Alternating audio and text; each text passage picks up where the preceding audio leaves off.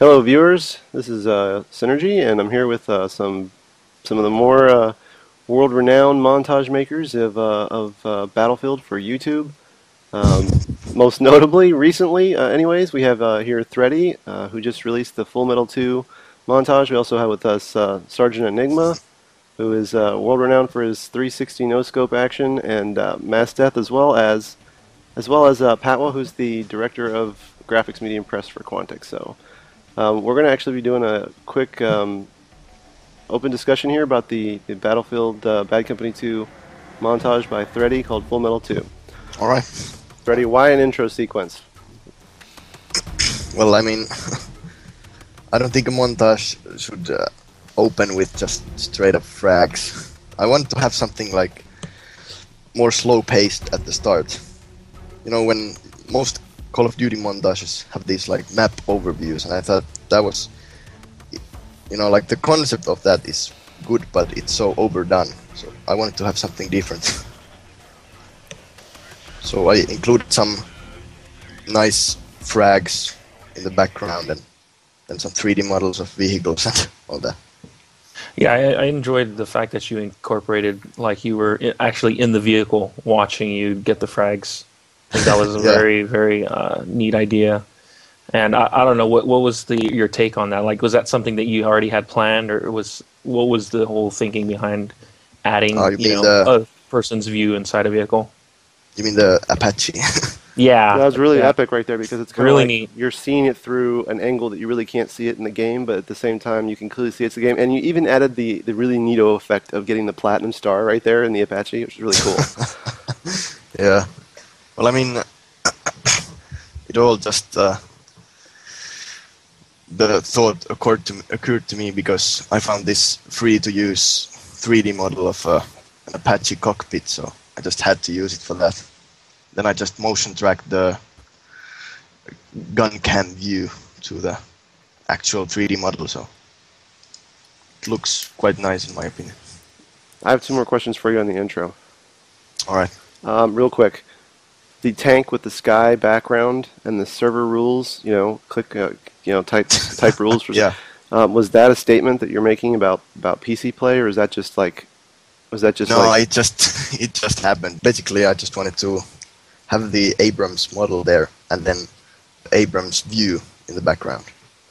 You know. And what was the inspiration for this this final title sequence that we're seeing right here?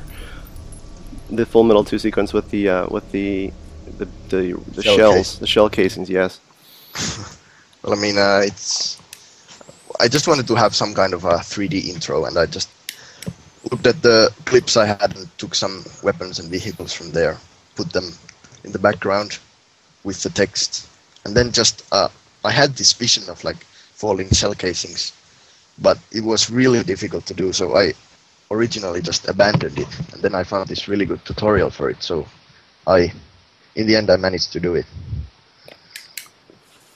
But it was a damn long render. I know, I can't imagine how long was the render. 2 days, that whole... That was a 2-day render? Yeah, you? 16. Hey. And you hear all the weapons reloading. Yeah.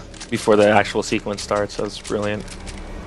So obviously there's a lot of collaterals in here, a lot of impressive shots, but I mean, how did you select... Go ahead. No, you can go ahead, Cinergy. I was gonna just ask the question, like some of the vocals that you chose here from the actual game. Yeah. That wasn't just accidental, right? Were those chosen vocals, or were those just happened to be in the shot, or? What vocals? Well, for example, if you go back here to the very first shot of the entire sequence, there's it's a collateral shot of the guys on Port Valdez. Oh yeah, and then it's just like. And then there's a guy in the background. He's saying, "Hey, get back here!" But it overlaps between the 2 sequences, so that's why I was curious. Well, yeah. I mean, it just happened to be there, but I didn't want to, erase it either, because if you see that message pop up, you know that there's this audio cue that accompanies it. Yeah, I think that's something that I've gotten in a couple of my clips when putting my montages together. Is that the soldiers will happen to say something that amplify the clip, and it just happens to be a part of that montage. Yeah. And you have people like, "How did you do that?" I'm like, "I didn't do anything. It just happened." Yeah. Dude, that's when you know you're working on a good montage when stuff like that just happens and it all just sort of clicks. Yeah, exactly, exactly. Now, the moment where I started to like, I thought this was all very cool and everything, but the moment I started to like really get into like the whole like sense of the actual sequencing of events was when he threw that grenade upstairs. Because I've always thrown the grenade up the stairs like that. Now, maybe I've gotten like one guy like that, you know. But I mean, Yeah, I threw it up there, and you can hear the Russian. I surely wasn't expecting a triple. so now we're on the hillside with the Enigma's favorite weapon of choice, the SV98. Oh yes, that is my weapon. Now I noticed that you get a lot of collaterals. That's something that I remember talking to you about how you enjoy seeing collaterals in clips. Why is that? Yeah. I don't know. It's just something about the luck and skill of it. I mean, it's not that common in Battlefield, as people might think, because the maps are so huge. The maps are huge, exactly. Have two people like standing in a row and kill them in one shot. It's not that common. Yeah, that's true. I think from my experiences, as much clips as I've gathered together, collaterals are something I hardly ever get. Yeah. And you know, the music in this part of the sequencing here makes me feel like this is a really badass game. I think I said that in the other clip that I did too.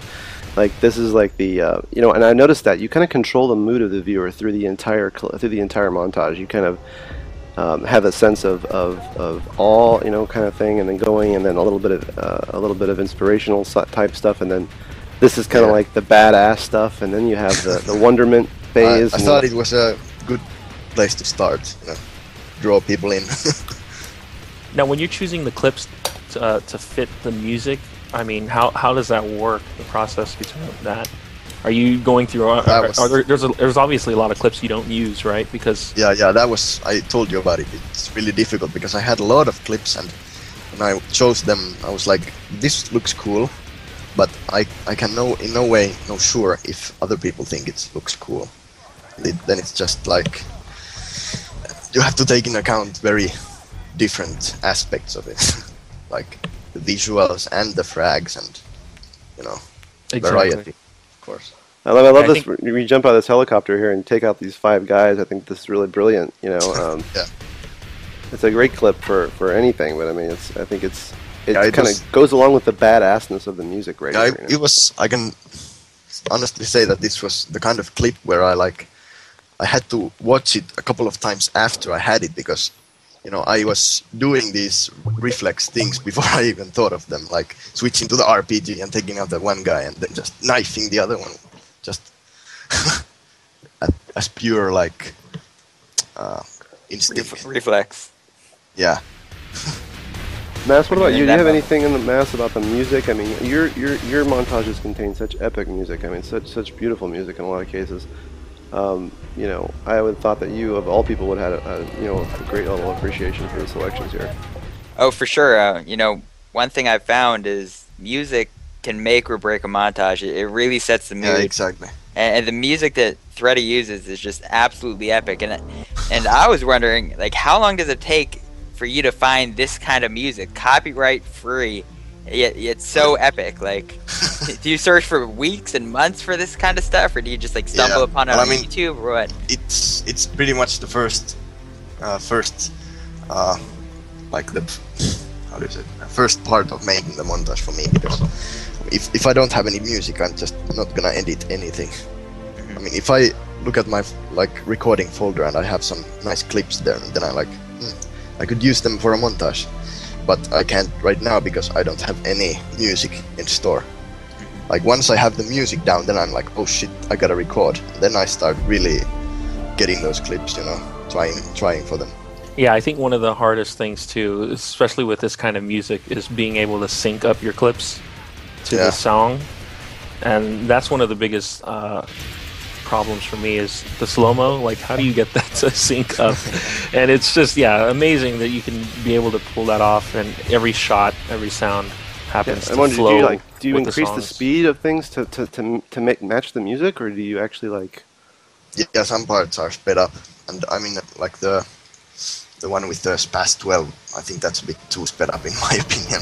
It's a bit confusing in the middle there, but I hope people can make out the frags still. You know, I think you can. I think it's not too much, because some clips, or not some clips, but some montages, what they do is they have a whole section where it's just fully sped up, and you can see the entire, like, I think I actually have that in one of my montages where you can see between, you know, where you went, one place to, and it's just too much. But I think in your case, you did it to a point where you got to the frags easily, and you could point it out. You can point out that that was a string of frags where it wasn't just you running around for a very long time.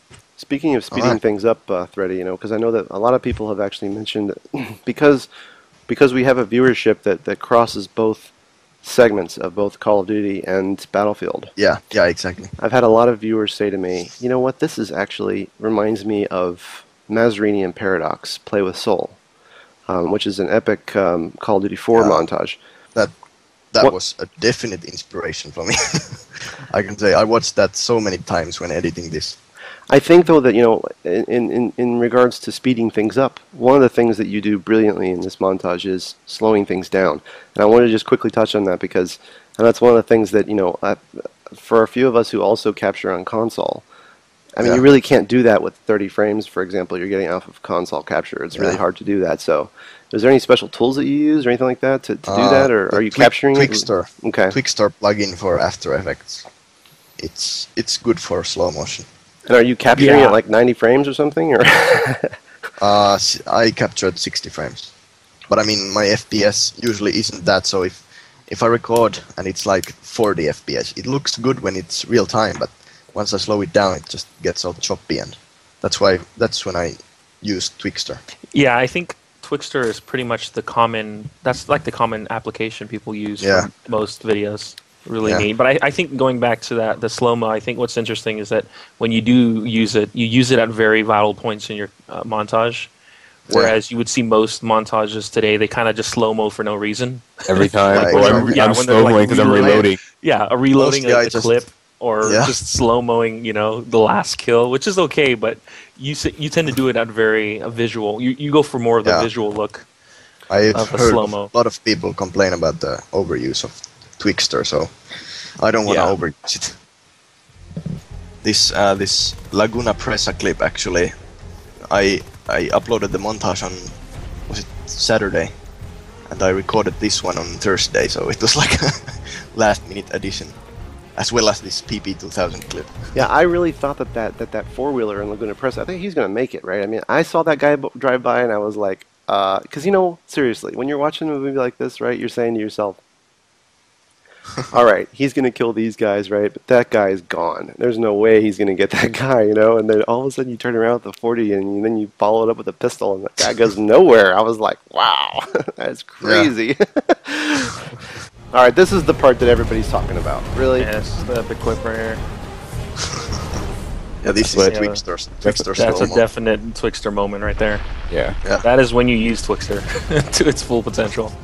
I want to go back. I want to go back to the C4 because you mentioned to me earlier in the call that the C4 with the helicopter is the one that everybody's talking about. Now, I went to Enigma and Mass yesterday, and they were like, "Man, did you see my last montage? Did the C4 with 5 helicopters, man, and it killed 3, and that was all the way down. Then I got back in another one, and everything was cool." And I'm like, "Okay, I'd never seen this before. This was to me like the first time I've ever seen something like this." Enigma had.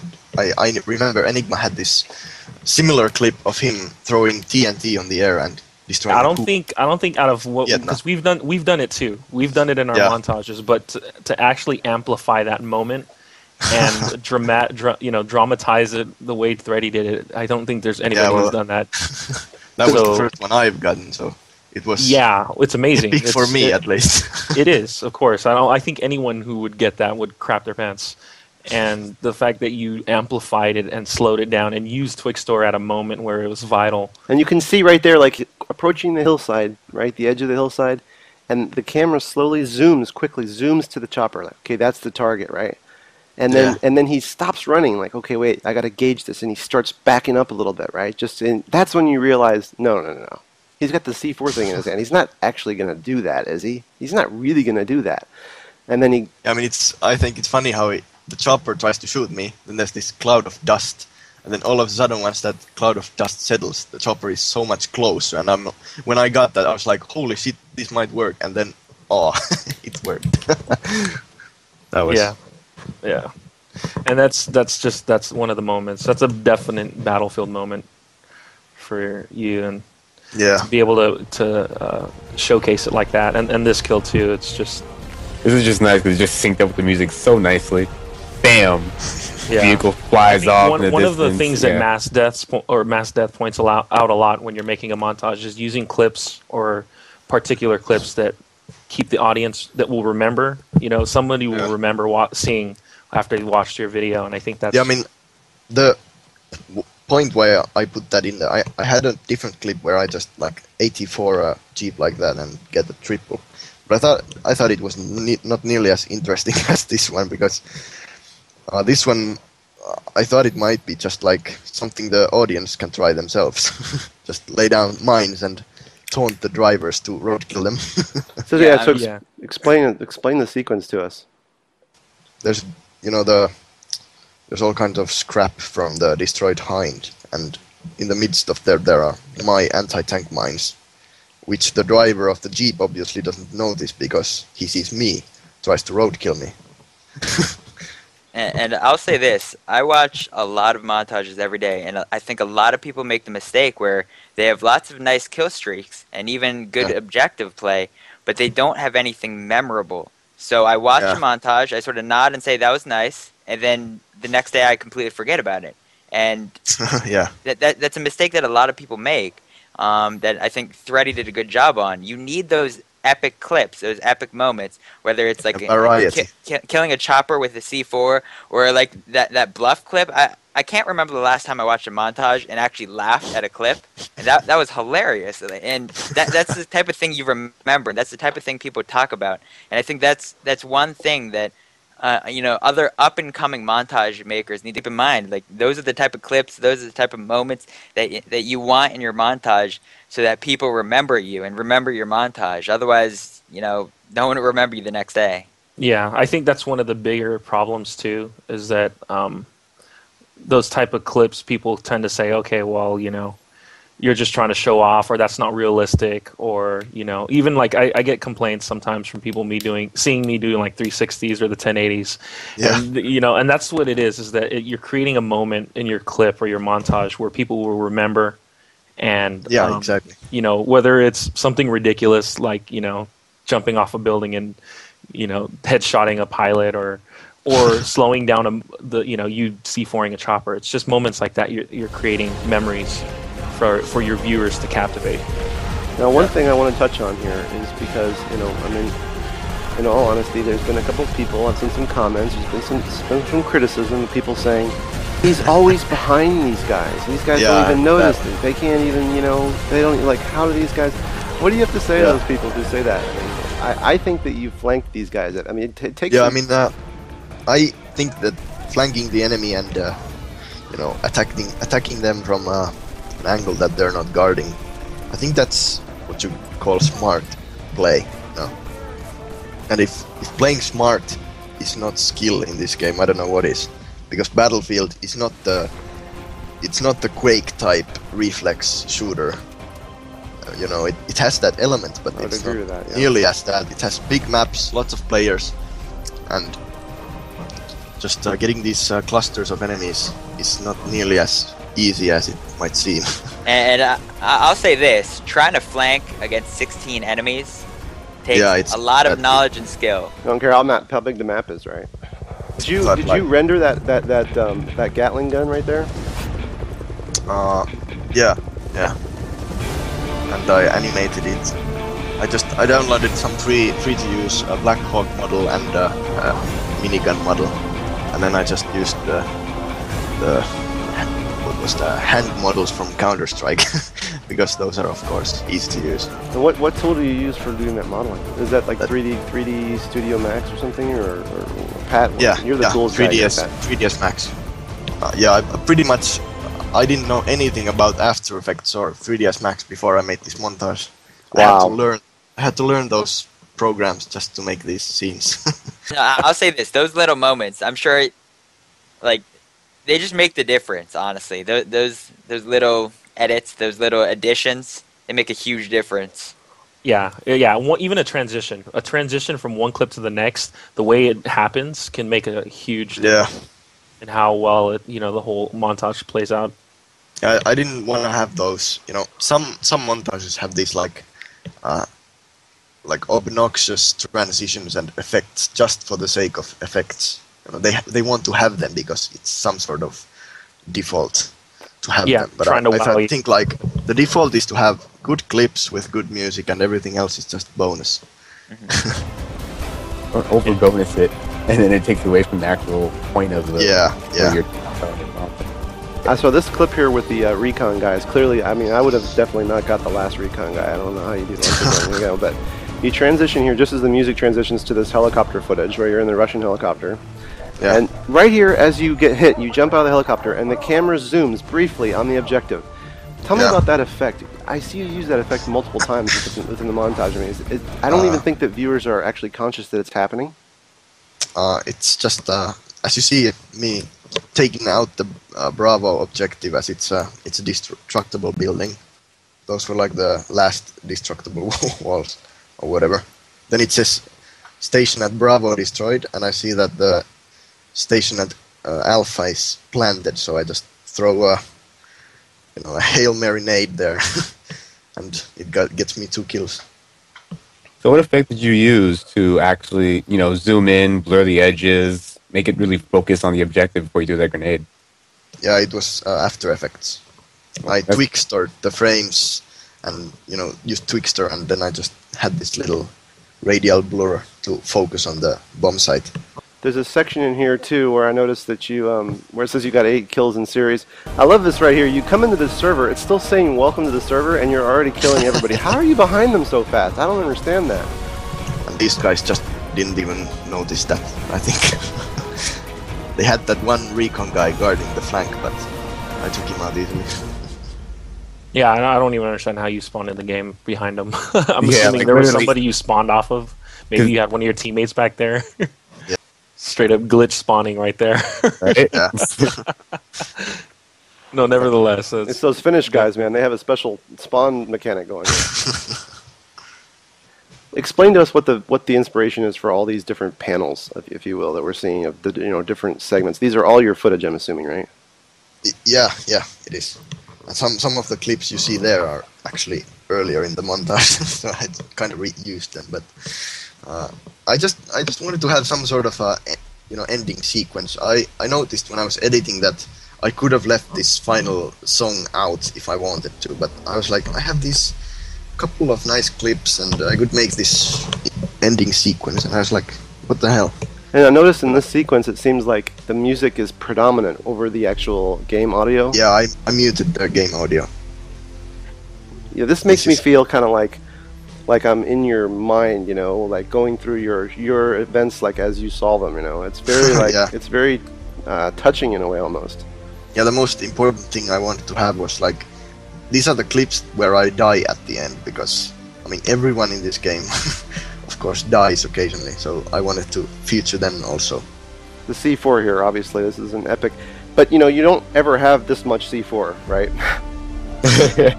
You put down like 15 sticks. There's like C4 coming. I didn't count, but there's a lot of C4 going on here. Those are like sort of like I think it's repeated frames, right? Yeah, it's repeated. Yeah. Did you do that? Did you do that to match down the music so that when you make the explosion, it perfectly just sync, right? Yeah, that's what it seemed. Exactly. Just because of that. I have 2 questions. I bet you found it hilarious when you saw that sniper pop out the wall, and the second one, the second one was, how did you possibly get into that building to possibly put like 6 sticks of C4? That map is never empty. There's always a jillion people running around in that closed environment. That was funny because I only did that to take down the bomb site, I thought there was no one upstairs, and when I got 6 kills, I was like, what in the name of God? What are they doing up there? Yeah. They were all up on the second extra story. free points, right? You got free bonus. Yeah, like a convention going on up there or something. I don't think I'd be doing it justice if I didn't say that. But for whatever reason, the C4 and the look back period of this particular video with like the multiple panels and everything like that Yeah. made me reflect on the 1,200 plus hours I've played this game in a very profound way that I think, I don't know, maybe other people, did you guys feel that as well, or was it just me? Yeah, I think with the combination of the clips and the music and the way it was put together, it just kind of takes you back on you know your first experience with Bad Company 2 and how exciting things are. I know. Even like now, where we take things for granted, because you know you've seen so much Battlefield now, you don't really step back and see what it's really worth. And I think it kind of took us into that experience where you know where Battlefield became it's our first experience and how wonderful it was. So, and that's an interesting point there actually that you bring up, because a lot of the people here that we now look at as so established in the Battlefield community, really this was their first game, right? I mean, I know it was for me. It was for me. Same here. And you as well, Enigma, right? No, Enigma is a pro gamer. Oh, okay. No, I've been around. Well, I've been around FPS games since the beginning, but Battlefield was pretty much my introduction into the community. As far as YouTube, that's how I kind of got big, was from Bad Company. I mean, I should be honest here. I mean, I played Counter-Strike and I played 1942, but that was like 10 years ago. I mean, like 10 years I didn't play video games. This game is what brought me back. Yeah, that's what I mean. It kind of re-sparked the FPS interest. And definitely, the inspiration, the people I've met in this video game have changed everything, really, in my life. So, okay. Yeah, I could definitely say the same. I mean, that's why you make these videos, Threatty. yeah, exactly. You told me that you really wanted this to be portrayal of the epicness of Bad Company 2, and even though the game was a year old, that you felt like it was something that people should still take notice to. I noticed there's new people playing the game every day. Yeah. I wanted to do justice to it, To do justice. Pay homage. And then this final sequence here, I mean, you say thank you for watching, which I think is really classy. Yeah, I just had to put something in there, and I thought like, might as well put thanks, because the viewers are the people I make these videos for. Yeah, exactly. So there's no music in this segment here, obviously. Finally, we just hear the audible sounds of Oasis. You get behind this guy once again. I don't know how you do it. Because he's a Wookiee. You look like down his scope. You look like you're not too sure exactly what you want to do with this guy, this dumbass guy. I don't even know what his game tag is. We have a thing on console that we love to do when we get behind one of these guys, and that is we look them up and we send them a message telling them to turn around. Yeah, I've seen that. But yeah, this guy, he doesn't know what's going on. And then of course you decide finally with the AT mine. But you're still not sure, and then you wait until his friend spawns on him before you blow it, which is it's great. It's great. It's classic, man. It's totally classic. It's great. Yeah, I mean, it's just Battlefield is all about the fun, and there are many ways to have fun, and this is definitely one of them. Shame killing Wookiees for the win. Yeah, indeed. If there was one thing that you wanted to say to viewers of your video here that you haven't said before, or that they might not know, or in response to some comments they may have left, what would that be? Well, I mean, most people just say it's a very well done video, and I, of course, appreciate that a lot. But then there are these guys that say like that I cheat and use aimbot. Yeah, that's the typical. Shooting the guys in the back is like cowardly, and why don't you play hardcore? And I mean, there's so many ways to play Battlefield that I can't possibly fit them all in one video. I just wanted to fit. You can't really be particular in one direction. Yeah, I wanted to fit most of all the kind of gameplay that I enjoy, and that the kind that I play. I don't want to try playing differently just to get clips that some other people like. If the only reason I would play hardcore is because some viewers say that I should, then no, that's not fun anymore. One thing I've learned about YouTube is someone will find something to complain about no matter what you do. Yeah. So just do what you love, and I think the vast majority of people will respect what you've done. Yeah, I don't really care about those kinds of comments. For sure. Now I know And- one fan of this video, big fan, was Shinto, the community manager, Daniel Matras from DICE. Yeah, they tweeted this whole lot. I was like really impressed about that because the most I ever expected to get was like 20,000 views and like 200 comments. I was like, that's enough for me. But then all these tweets and my mind was blown. Yeah, I think after watching the video, I was like, okay, this is going viral everywhere. Yeah. No doubt about it. I don't know how you can sit there, Threatty, and say watching this is at the most 20,000 views. That's you got to be exaggerating. Very modest, yeah. If I would have made something like this, my I would have been like, okay, yeah, I'm the next Mazadox. I'm an instant viral hit. Well, most of my previous videos have only gotten like 10,000 views at best. Well, I mean, Like let me just say this. 3,000. I think that there's a lot of people out there who will be watching this video well into Battlefield 3. Yeah, that might be. I think so, because just as we watch Mazzarini and Paradox now, and we're in like 4 versions of Call of Duty later than that game. Yeah. It doesn't change the epicness or the quality of because content of that game. Because there's always the aspect of like if you watch this in the future and you played Bad Company 2 a lot, then of course it brings memories, of all the good times you've had with this game. You know? Absolutely. I mean, you don't forget them when Battlefield 3 comes out. No, they of course stay in not. your memory. Everybody has that game that brought them to the watering hole, and they remember those things. And it seems almost like that nothing can really ever take the place of that original love affair. Yeah. I notice that people who, it doesn't matter what game it is, a lot of people have that experience as well. Anybody else have any questions for Threatty or comments? Or Patrick, you've been pretty quiet back there, I know you're up and coming in the presence of giants here. all I can say is that I'm impressed.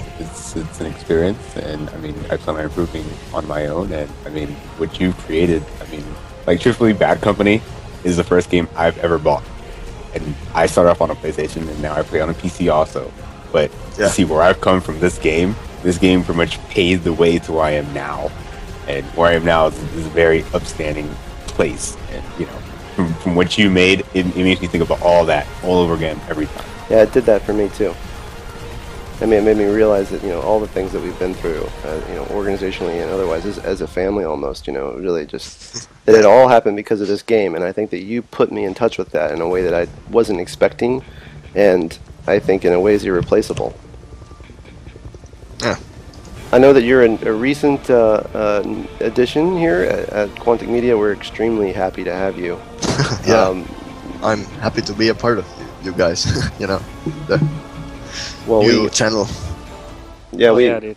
we love having you in. We just we're very, very grateful that you were able to make this wonderful video, and guys, I'm extremely grateful for the response it has gotten.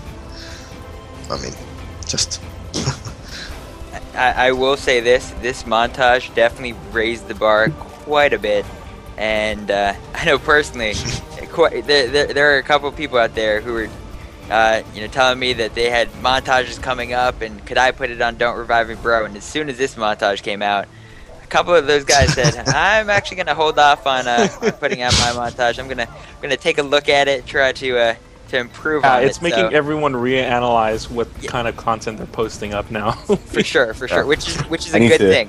I think that's important. It is a as good thing. community. It's a good thing. Yeah, I definitely think it's important as a community to make sure that the content's constantly growing, and this definitely just set the bar really, really high. So, to anyone out there who's thinking about doing a Bad Company 2 montage or any sort of Battlefield montage, you got to bring your A game to compete with a montage like this, man.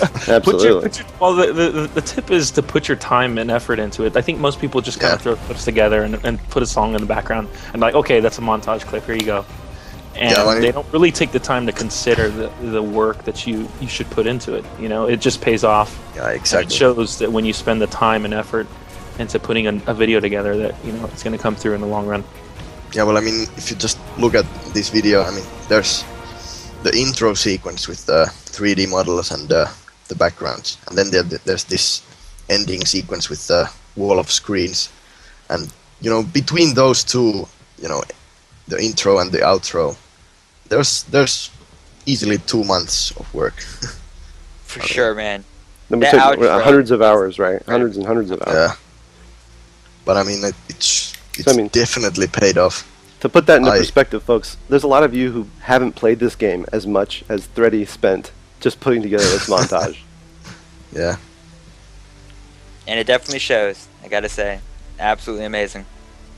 Hardly ever videos that really inspire you and inspire me, and I think yours has definitely done it. So yeah, I can't thank you enough. I'm really happy to hear that.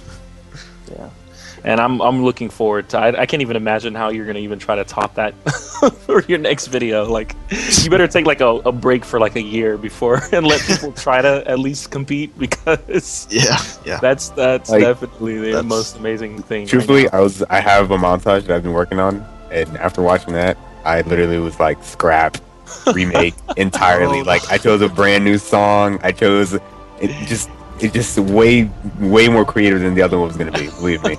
Yeah, well, I think it's not necessarily trying to compete, because no, it's not a competition. No. You made me rethink about what I'm trying to like put in the game, what I'm trying to show people. Yeah, it's just the amount of quality that's into a video like that. You see that and it inspires you to want to be like that. You know what I mean?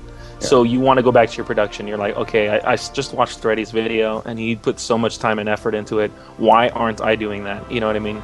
So you kind of have to step back and look at your work, and then it causes you to reanalyze what you're doing and want to perfect every single detail. So I have it's just a big thank you, Threatty, that you're helping a community like us who are I guess you can say who are already giants. Reanalyze what we put up and want to get better. You're making us want to get better. And yeah, well, it's a good thing. Glad to see that kind of effect. Yeah. So just because and I think we also want to thank Machinima, because we're part of the Machinima network, and you will be too soon, Threatty. My question to you is, I mean, what do you see? I mean, obviously that app opens up a whole new avenue for you. I think you're very excited about that. Yeah, of course. What do you think we can expect to see from you in the future now that you're going to be, have a larger reach, I guess, and obviously now that this has been such an impactful video, I think a lot of people are going to be saying, geez, when can we see more Threatty? And I can't emphasize enough how much time it takes to do this kind of thing. Well, honestly, I don't even know myself. I mean, I think Threatty's, you're just on your own time frame, and I think that's what makes things like this fun, is that you don't have it's not like you're on a schedule where you have to come out with something. Yeah. It's just when you do it, because you do it because you enjoy it. Yeah, exactly. And I think that's one of the very important things to remember, even when you get huge and famous, as if you already aren't, but to remember that why you started creating content in the first place. Yeah. Don't forget that. And I think with Machinima, having that under our your belt, it's just another way to open up a door to people who favor Call of Duty, just to see that there's another side to there's another there's another world to FPS gaming. Everything doesn't have to be Call of Duty. I think that's a very important point to emphasize, that we're trying to build this bridge between these two communities that are an ocean away. I mean, basically the Call of Duty the Battlefield community hates the Call of Duty community, and the Call of Duty community largely doesn't even know the Battlefield community exists. But they will by November, because that game is going to splash. It's going to be huge. Well, I think they've already known since Threatty's videos come out. I think we couldn't have anybody on the team more fit to making a video that wows a tyrant like Call of Duty than Threatty's video. And so I think it's just another stepping stone for us. And I've had so many people tell me in Call of Duty, oh no, I've seen that already. I'm like, what? Really? Wow. That's so cool. Have seen what? This video. Oh yeah, of course, yeah. You know, I've had so many people on my channel. They're like, "Dude, have you seen Threatty's video? I'm a Call of Duty fanboy, and I'm actually considering Battlefield now." I'm like, "Yeah, it's like serious. It's a bridge. That's only a good That's a thing. stepping stone. Yeah, it's a huge stepping stone." And that's the only reason that the whole reason we went into Call of Duty in the first place was simply because we wanted to build some credibility with the traditional competitive community, so that when Battlefield 3 came out, we could have that discussion and actually have some credence and credibility to have that discussion, and in an open way. And then, of course, picked the right teams, and we had the right staff, and everything just kind of came together, and we won Dallas. And of course, now we're just exploding, and I think that's great. But we still are very in love with Battlefield. I mean, more so than I think anything it's describable even. And I think that having this kind of compelling content to show the Call of Duty community is really very powerful. This is exactly the kind of story that we want to tell, and this is the message that we want to deliver on behalf of DICE and Daniel, and as well as on behalf of all the players of Battlefield, to say to Call of Duty folks, hey, look, there is this whole other world, and look at these maps, and look how big they are, and look how... When I uploaded the montage and I came home from a night out with a friend of mine, and I just went to bed and slept, and then I just woke up at like 4 in the morning.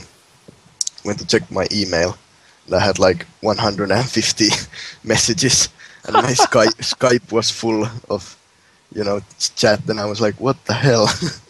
What is this? Yeah, dude. I mean, the response was just unbelievable. I mean, can't thank you enough.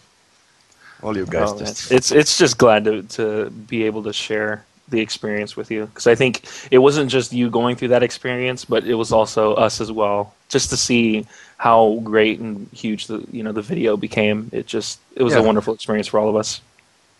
I think there's a lot of people who feel like they've done videos that may or may not have been as big or even bigger. They all felt like, and this is true, Enigma, like, oh my god, this video should be bigger than mine. Like, this video deserves to be bigger definitely. No, seriously, when I saw Threatty's video, I was like, or when he was telling me that he was releasing a video, I was like, dude, this is going to go viral regardless. I don't even care.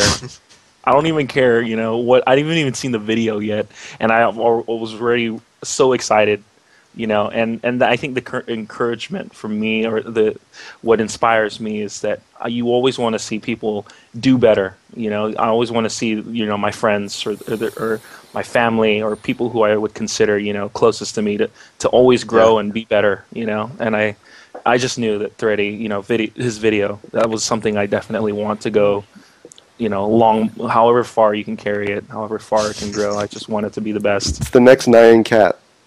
Yeah, it's that's exactly what it is. And so I'm just it's a privilege for me to sit here and actually get to, have a conversation with him, or, just to have me in his sub box. It's anything. It's just to be a part of this experience with him is what I'm so grateful for. Yeah, well, right back at you. Just want to mention our supporters, Quantic Gaming, Astro Gaming, makers of the A40s. We all love those A40s. Anybody who doesn't have them knows that they want them. And absolutely, stay tuned, guys. We got lots more cool stuff coming from lots more cool people, so hang out. All right. Thanks for featuring me and all the other guests. Yeah, good chat, guys. All right, guys, on that note, I think we'll close. All right. Yeah. Yes, thank you so much for everybody's time. Thanks. And, peace. All right, take it easy. All right. Yeah, bye. Bye.